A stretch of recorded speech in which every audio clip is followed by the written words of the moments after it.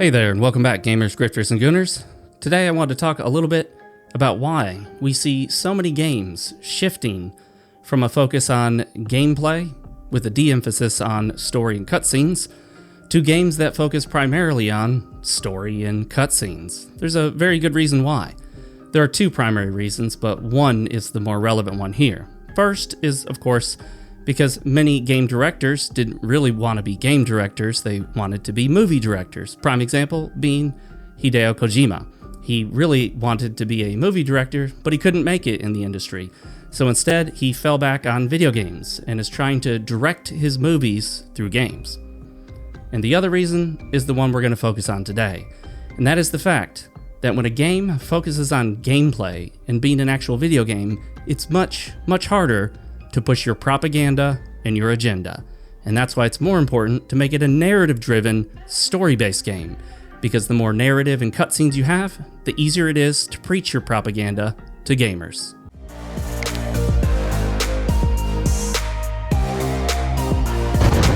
Oh yeah, baby! Thank you so much for joining me for another video. If you like this video, consider subscribing, liking, notification bell icon, and leaving a comment below, which helps me out immensely. But we are here to talk about that second reason mentioned in the intro. You see, if your game is kind of a simple roguelite or a Souls-like with minimal actual storytelling, at least not direct storytelling, or if your game's a puzzle game, any of these games that focus primarily on gameplay, then it is difficult to nearly impossible to push much of any agenda or propaganda into the game. While you could put such propaganda into item descriptions, lore, in the building of the world, it's not as easy. It takes a lot more effort and it's a lot less direct. It's very indirect, and many gamers might miss the message completely. And for those of the more woke persuasion, they don't want anybody to miss the message. That is propaganda. The most important thing to many modern game developers, and I would put that in quotations, is not that they make a good game with good gameplay, good visuals, good music, and ultimately good storytelling. The goal ultimately is to use the video game medium, not to create great games, but to create powerful messages and propaganda to convince the generations of gamers that they should believe as the director and developers do. There is perhaps no better example in a mainstream game than Dragon Age Veilguard, or as I called it, Diversity's Age Failhard. What is one of the primary reasons that Dragon Age Veilguard failed? Well, obviously, the propaganda, woke messaging didn't help it at all. That was a primary reason. But also because the people behind the game, primarily the director, decided to push that agenda and their propaganda into nearly every aspect of the game, including the visuals and how it looked, making it a much brighter, cheerier game, giving it almost sort of a LGBT color aesthetic. Not quite, not exactly, but brightening it up, which some people refer to as bisexual lighting. Yes, as dumb as that term sounds, it's a common term being used among media critics, and that lighting that's brighter, more colorful, reflects rainbow colors, those colors that are typically perceived as more feminine in nature, are used to push the agenda, even in the colors presented in a movie or a game. And it has been referred to as, and I think this is a stupid term, but they refer to as bisexual lighting. We don't have a specific term for it in video games, so I'm going to give it a term, and I'm going to call it LGBT coloring. Now, that's not the perfect term, and if you can come up with a better one, please list it in the comments below, but LGBT coloring is when they take a game that normally wouldn't have these vibrant rainbowish type colors, especially purples and bright pinks and in light blues like baby blue. These are perceived as being more on the LGBTQIAP++ spectrum, and so using those colors can actually help push the agenda in a very nefarious and underhanded way. But if that were all, then it wouldn't really be that big of a deal. We just have these colors that don't really match the setting of the games and don't really necessarily make them look better for what the game is. But instead, they also decide that another strategy, and a more effective one in their opinion, is to go direct. That's right, to serve you the message on a silver platter. And again, Dragon Age Veilguard is perhaps the best example in which one of the characters sat down at a table and directly stated that she, he, it, they, them, z, zim, zer, zay was a non-binary. So I'm non-binary. Who the fuck starts a conversation like that? I just sat down. A good portion of dialogue with this character, even among other characters, centered around this character didn't really feel like a woman, and that makes sense because they didn't design the character to look all that feminine. Granted, the character isn't a human, it's a made-up race, which may or may not look as feminine as human females do, so there's that part of it. But ultimately, this character was used to push part of the LGBTQIAP++ agenda, and it was very, very direct. So direct, in fact, that it was almost comical. People have uploaded edited versions of some of this dialogue where they throw in laugh tracks, Seinfeld music, and other things to emphasize just how stupid it sounds and how ridiculous it is. So, I'm non-binary. What does that mean? It means I don't feel like a man or a woman. This is what happens when they go too direct with the message. The messaging can come in less direct but still obvious ways, such as in Alan Wake 2, in which you start the game off as Alan Wake, as you would expect and as everyone would want, and then we shift over to a young female black FBI agent, because we need to replace white male characters with non-white female characters. That is part of the messaging. We also see this messaging in games like the next Fable that's coming out, in which instead of having a basic, simple-looking hero or heroine, we're going to have a fairly ugly, unattractive, mixed-race appearing female. And that, obviously, is also part of the messaging, because one thing you don't want is a full-on white male. That's bad, right? We don't want white men in our games, especially not straight white men. There is additional messaging contained in the simple design of female characters, especially ones that have already been established. They'll either invent a new female character and make sure to design her in such a way that she is not attractive to the, quote, male gaze, unquote. And in this case, gaze is spelled G-A-Z-E, as in a stare or a look.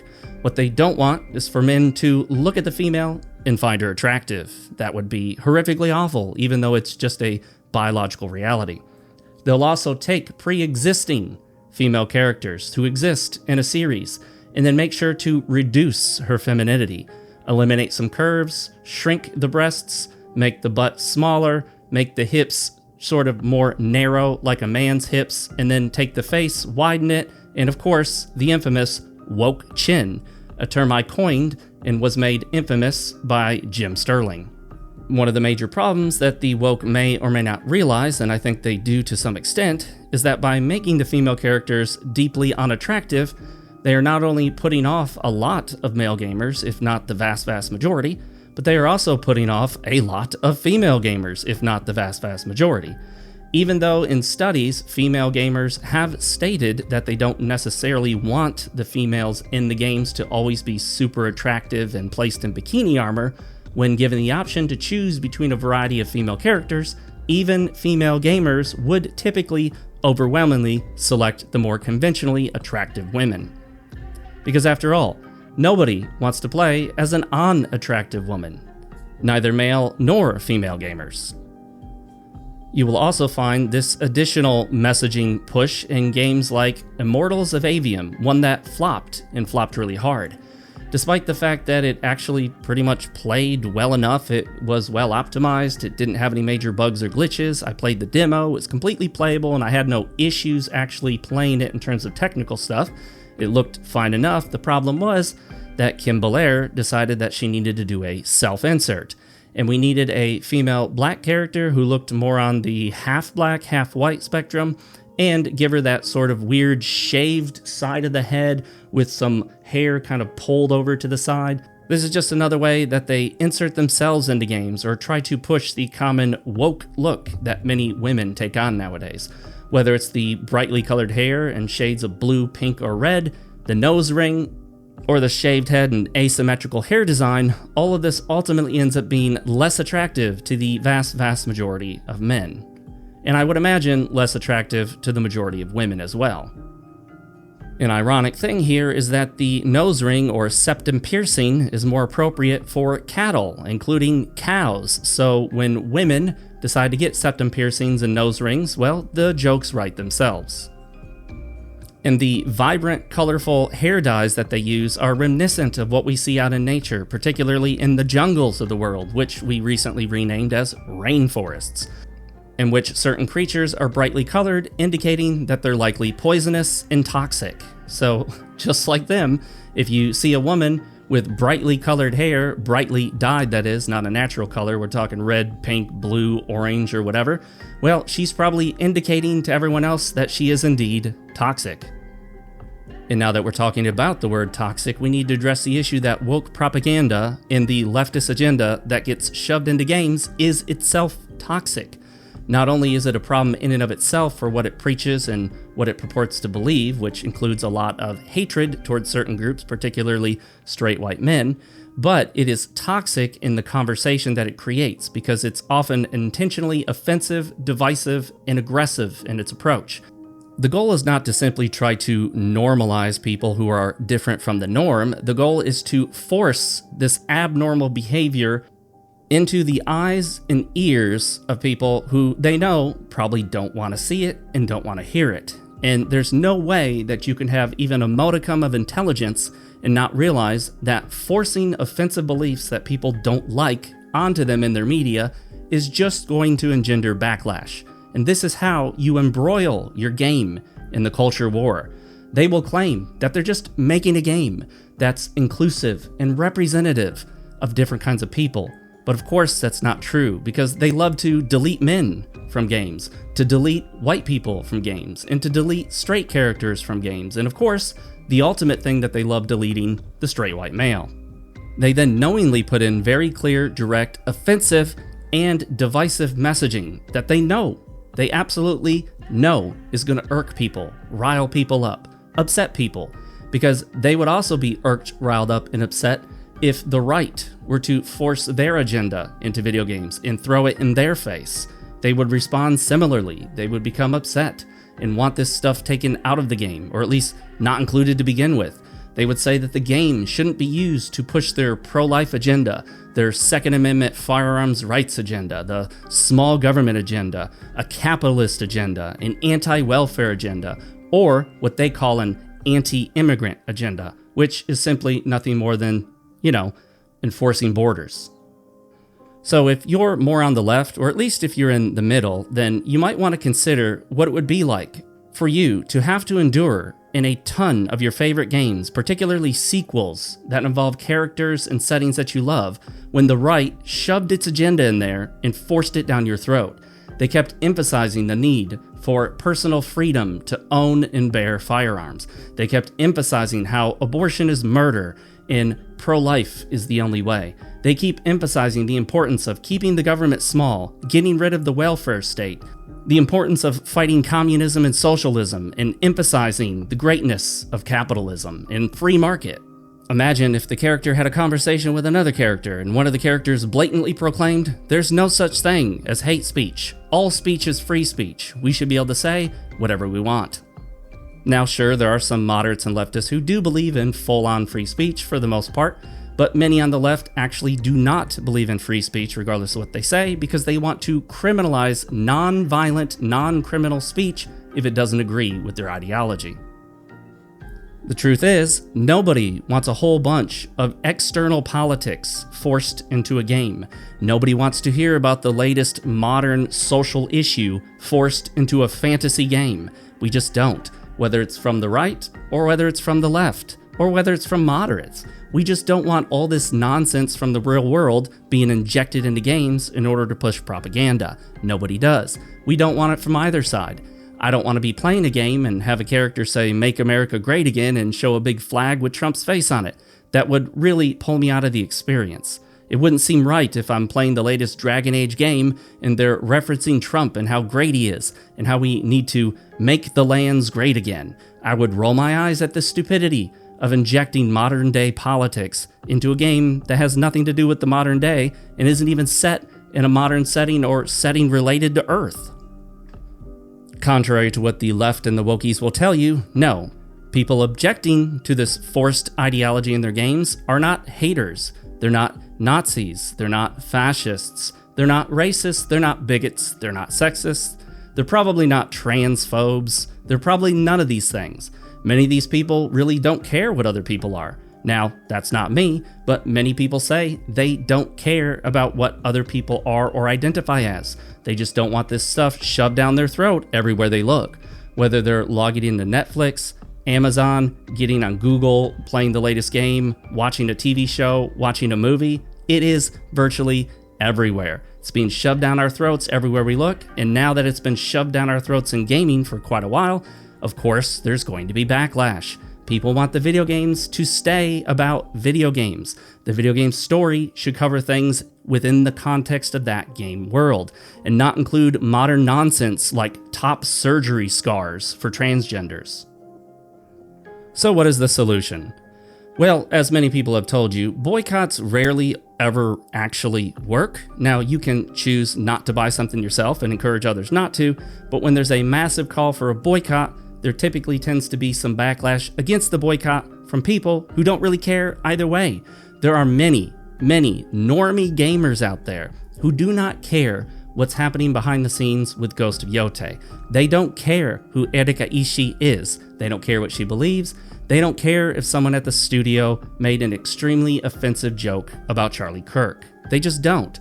All they care about is just playing the latest big-name popular title that they pick up off the shelf at GameStop or their local popular video game store. Although nowadays, a lot of them are just downloading it digitally. Getting to these normie gamers is extremely difficult because they tend not to be in the same circles as us. They're not here debating all this stuff. They're doing other things in life and oftentimes not online as much as we are. They're not as terminally online as us. So instead, they don't care. They just pick up the latest game that looks like it might be good to them, play it, and don't worry too much about any of this other nonsense. That's kind of good in a way for them, but it's also not great because it means future games are more likely to become worse and worse, both in quality and in the directness and the severity of the propaganda messaging. So, what is the best strategy for us, the real gamers, who actually care about this hobby and want games to stay about games? What's the best strategy for us? Well, I think it's also important to communicate whether you're not going to buy a game because of the messaging in it or because of the decisions of the devs, to communicate that to the developers and to the gaming community in general, to make the choice not to buy it, don't play it, but also at the same time, it's a good idea to expose who these ideologues are in the industry and what they're doing. Now, granted, nobody ever says to harass them. I don't have to tell you not to, because you guys are not the harassers. They are. Their side. They are the harassers. They're the ones that send the death threats. They're the ones that try to get us fired from our jobs. They're the ones that try to get us deplatformed. They're the ones that try to get our sources of revenue taken away. And they're the ones who laugh about it when people on our side, or at least they perceive to be on our side, are literally murdered. They're the harassers, not us. Is it possible that by exposing these extremist left-wing ideologues that some people on the internet might direct some actual harassment towards them? Well, of course, but we can't be responsible for what other people do. Obviously, we shouldn't be broadcasting their deeply personal information. Don't put out personal emails that they don't release to the public. Don't put out their personal phone number. Don't put out their personal address and things like that. That's what the left does. Those are leftist tactics. Those are the things the left does, pretends not to know what they're doing, that they're literally putting people's lives in danger. That's not something our side does. That's something the left and the wokies do. We should still expose these radical ideologues, because the more exposure we get on them, the less likely it is they'll continue to do what they do, and some of them will bow out and leave the industry after enough pressure gets put on them and people realize, hey, bringing this person in to our development studio is going to create major issues. There's going to be a whole bunch of drama around our game. We're going to get flooded with messages on social media. We're going to get flooded with emails, and we may lose out on a significant number of sales. Even if our game is a success, how much more of a success would it have been if we had not brought this radical ideologue on board? That's something we will never know about Ghost of Yotei. There is simply no way to know how many more sales the game would have had, but I'm absolutely certain it would have had more, because I didn't buy it because of this drama. And many people have told me the same thing. They didn't buy it because of this drama. And most of the people saying that say that they've purchased Ghost of Tsushima. Many of them have profile accounts, Steam profile accounts showing they purchased Ghost of Tsushima, or PS5 accounts showing they platinum Ghost of Tsushima, but they are refusing to buy Ghost of Yotei. That's always a good choice. You don't have to call it a boycott because that makes it ripe for mockery and people to make fun of it when the game sells well enough. The goal here isn't to get every game with ideology necessarily to fail. The goal is to reduce those sales by making the intelligent and moral decision not to buy, and to expose the radicals for what they're doing, to expose their radical left-wing lunatic ideology so that more and more people become aware and the studios start to think twice before bringing in these radical propagandists. Thanks again for joining me, guys. It does a ton for me and my channel. If you would subscribe, notification bell icon, like the video, and definitely leave a comment. Consider joining the channel for as little as $1.99. There's a button down there under the video. Or you can go to my Patreon and support me like this awesome guy, Freeman Phil, at the $7.77 tier. I hope to see you again in the next video. And remember, keep gaming, keep grifting, and keep gooning. This is Mark Fox, your Vanguard, signing out.